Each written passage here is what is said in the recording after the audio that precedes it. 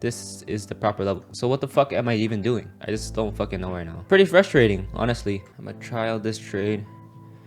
If I lose this trade, I'm already down one trade. If I lose this trade, I'm gonna be down. I'm gonna be down for the month. It's going to suck, but I gotta take this opportunity. I gotta try it out. If it doesn't work, I'm just reading market structure bad. I'm just doing everything bad right now. Maybe I shouldn't even be charting this green line. I don't know if my stop should be just above this line or should it be like higher, because I feel like the ES still has more room to go up. Either that or I'm just doing a stupid position right now, because it didn't even break this lower here.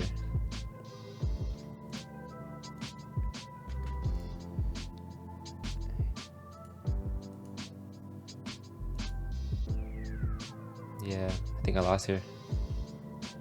Yeah, fuck. Down. I lost 43.50 today. I was only break even basically, so I was only down 50 cents. If I added together, down $44, if you can see that. Kind of sucks, but it's not crazy down. You know, it's honestly just, it feels like I just lost one trade. So it's not too bad. Hey guys, it's Will. Welcome to the channel. I'm a part-time day trader trying to become a full-time. This whole month of June was all paper trading, so there's gonna be nothing on the charts right here. But I do have all the trades on my notes, and I did journal all my trades. And I did actually take a lot of trades this month compared to the other months that I had. May, I only took like 5 trades, 6 trades. April, same thing. When I was doing good, I was taking less trades, but now I probably took 10 trades this month, maybe 15. And I'm only down like $44. The other months that I did trade about, and let's say yeah, February, January, I did take a lot of trades, and I was down a lot compared to this month. So maybe something's different. I am trading futures, so it's gonna be, I don't know, something is just changing. I might be just taking stupid setups. Before I break down overall month, I do want to break down this trade that I took today. I'm gonna go to the bigger time frames. I'm gonna go to the 30 minutes first on the Nasdaq. And we do have these levels right here, and these are new levels. But if I do go to the 4-hour chart, we do have the all-time highs at the 22,873, and then we do have this 22,850. We see how there's like wicks right there.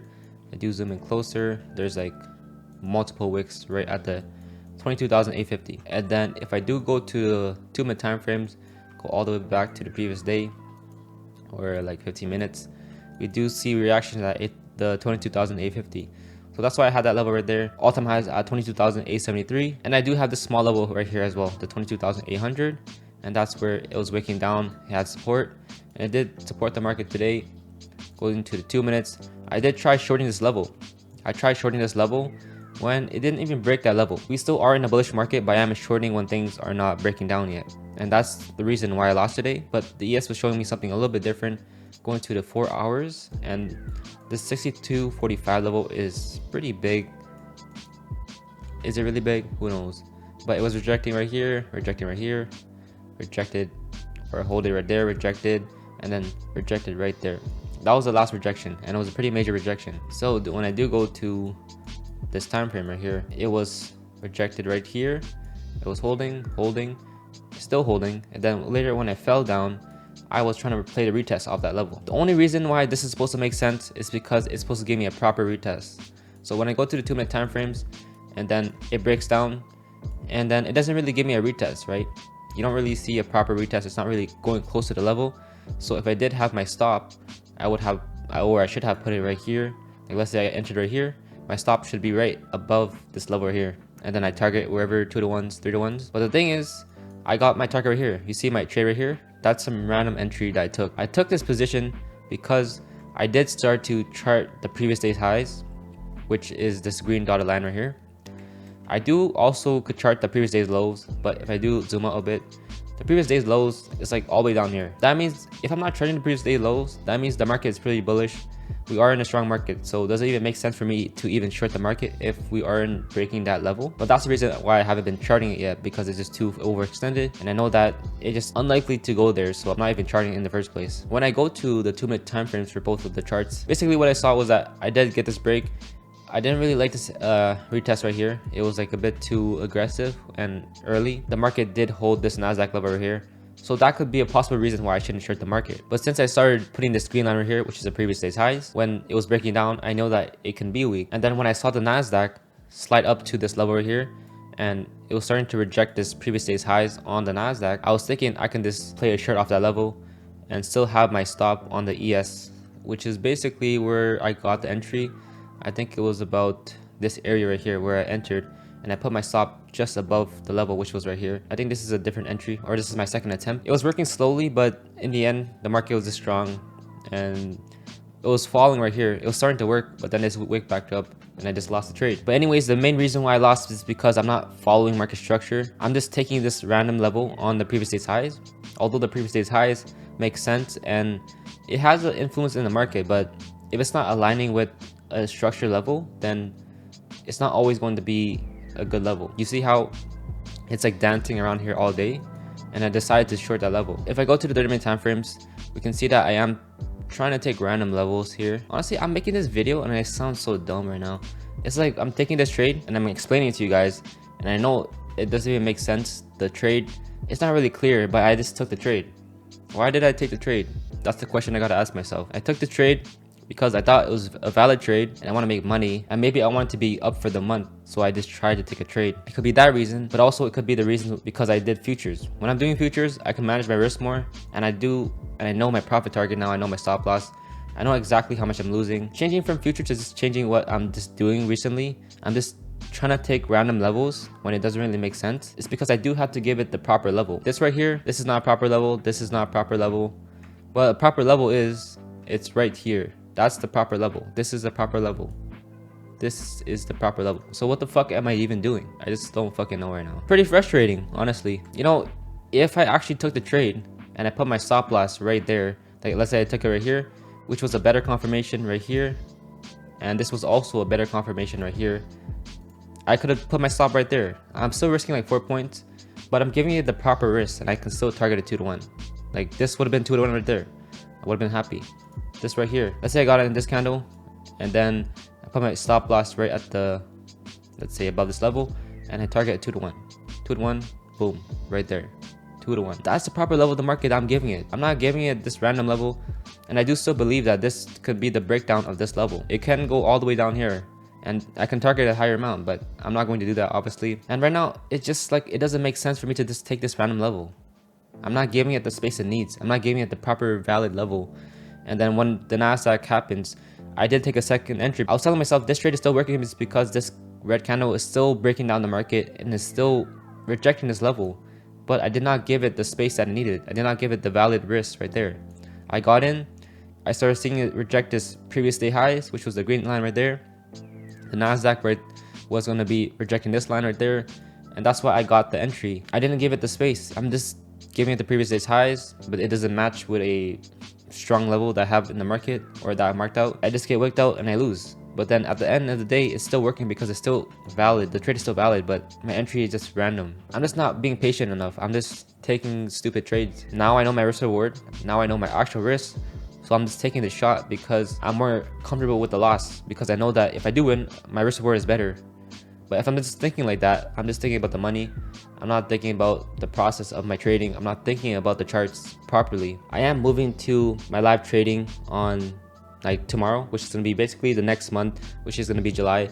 I kept debating if I want to paper trade again, or like at least for a month, to find my consistency again, or at least be profitable. For this month, I was saying if I was green for this month, then I'll change or go into my live trading account. Like obviously I lost, maybe I took stupid trades because I'm not in a live trade. In the first place, I was never supposed to go on demo or paper trading, but since I moved to futures, since I'm trying to understand the market and just the points and the risks and all that, that's why I moved to paper trading. But since I took a month to learn all this stuff, I'm pretty comfortable in it now, and just understanding like the Nasdaq, the ES, and having a stop loss, target profit, feeling pretty comfortable with that. But I know that I have some mistakes, that I'm like taking stupid trades. That's the only problem, but I think I can fix it over time slowly. But I think I have to move to a live trading account. I need to like get back into it. I need to understand my emotions again. I have a lot of emotions when I'm trading paper trading account because I'm taking it very seriously. but I do want to go back to my live trading account and just, you know, be patient and just take proper setups in the market. I am going to break down some of my trades this month. This was, I believe, June 3rd. In the beginning of the month, I was only thinking about taking the ES and like watching the ES only, and only taking one trade. The reason why I didn't win this trade, but I actually broke even in this trade, but the reason why I was trying to short this trade was because this was a multi-day rejection on the market, and this kept rejecting. Data came out and it was still rejecting, and I had a proper risk and I took it. I got a move in my favor, and then later it started wicking aggressively back. I put my stop to break even, and then I just got stopped out. Eventually the market started breaking up, and it wasn't exactly on the level that I wanted to for the break and retest, but I knew that it could be this level right here. There was this level right here that was kind of forming, and I was like, maybe this could be the break and retest. But I was going to work and didn't want to trade anyways because I didn't want to, you know, feel all the motions and the stress when I'm like working. So I did not take the trade, and it was still developing, so it was a bit too early. And then it did work out. But this is also what I'm talking about. This is like a really A+ trade that I was talking about. It breaks up and it retests the level. If I do go to the 30-minute time frames on the market, we do see this 59.56 right there, rejecting. You see how it breaks and does a retest? That's the A+ setup I need. That's the break and retest. It's a really clear, very proper. And if I go back to what I did today, this is the 30 minutes, and what am I even trading? If I was just looking at the charts right now, there's nothing aligning. So why am I even taking a trade? Because nothing looks very clear for me. If it's not looking very clear, why do I want to lose money? That's the question I need to be asking. Going back to this 30-minute time frame on the ES, on June 3rd, did try to do a rejection level right here, and it made sense, but it wasn't like the proper major structure rejection right there. And actually the next day it gave me like a proper rejection right there, but I didn't even take it, even though that's the major rejection. On this day as well, if I do go to the Nasdaq, right here is the Nasdaq, and I actually did chart it, or I did take a screenshot of it. But when the ES was rejecting, you see how the Nasdaq was always above this level, like it broke above the level, and this was the retest that I needed. All I had to do was wait for the proper confirmation. So I shouldn't even have shorted in the first place because our market isn't weak. So that's why I did put the Nasdaq back on my screen so I can look at divergences and discrepancies in the market. Going into June 5th now, this is, I believe, Wednesday, or I don't even know what day it is, but it's still the same week, and I do get this structure break here. I got a very nice retest. These are the setups I'm talking about. These are proper, clear setups that I'm taking. Break, retest, and the short was here. My target was going to be this demand zone right here, but I did not get it. If I do go to the 30-minute time frames, the reason why I was trying to short it is because we see that there's a shelf level right here, which was a 59.70. We're holding right there, holding, and basically the retest, or the proper retest, was this. You see how there's rejection right there, rejections. The bigger time frames of the break and retest will be the break of this level, which was a 59.52, and this is the proper retest, and that's what I was supposed to do. This whole area here was also like a low volume area where the market just went straight up. So that's why when it did break this level, which was also pre-market and the previous day's lows, that's why when it did get the break and a proper retest, I was going to short the level into this level.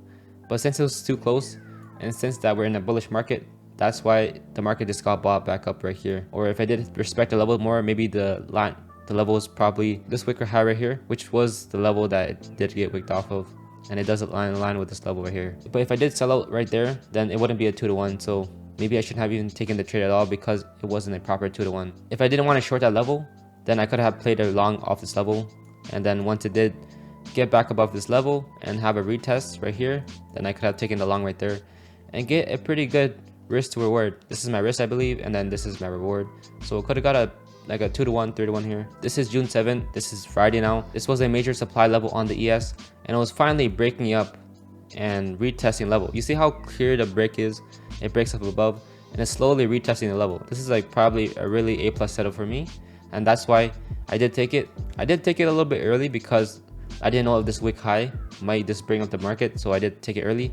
But I know that my risk, I have to give it right at this level. I'm giving it a valid, proper level in the market, and that's why I was happy to take these trades, because they're my A+ setups and they're valid. I'm not taking it like right here and just giving it this random level right here in the market. I'm giving it the proper level that it needs to pull back to. It breaks up, it retests, but it just fails to break up. And I realized that the Nasdaq was on a supply zone, and I was only looking at the ES at this point. And that's why at the end of the week, I was like, okay, I'm gonna put back the Nasdaq so I can look at these divergences in the market and not take these losses that I could have avoided. Those are the main trades that I would want to break down this month. There was more, of course, but a lot of them were dumb, a lot of them were break even. I also started moving my stop to break even. I couldn't really play around with my risks back then with options, but now I could, and that's why I have been moving things to break even. Maybe this shift makes me take more unquality sets because I'm just getting into random trades and later I'm just like putting it to break even when there's a favor in my move, but then there was actually no trade in the first place because I did not give it the proper or valid setup. That's honestly it. I'm just trying to focus on my risks, really trying to focus on my risks, and just trying to play with my profit targets, my risk to reward, and just make sure that I'm like following my proper structure of the market. And I think I should do fine. I am gonna go to my live account tomorrow and next month, which is July. I just gotta focus on the process and just get 1% better every day. And what I like to say is how you do one thing is how you do everything. Keep staying disciplined, keep staying consistent, and let's just get 1% better every day. And I'll see you in the next one.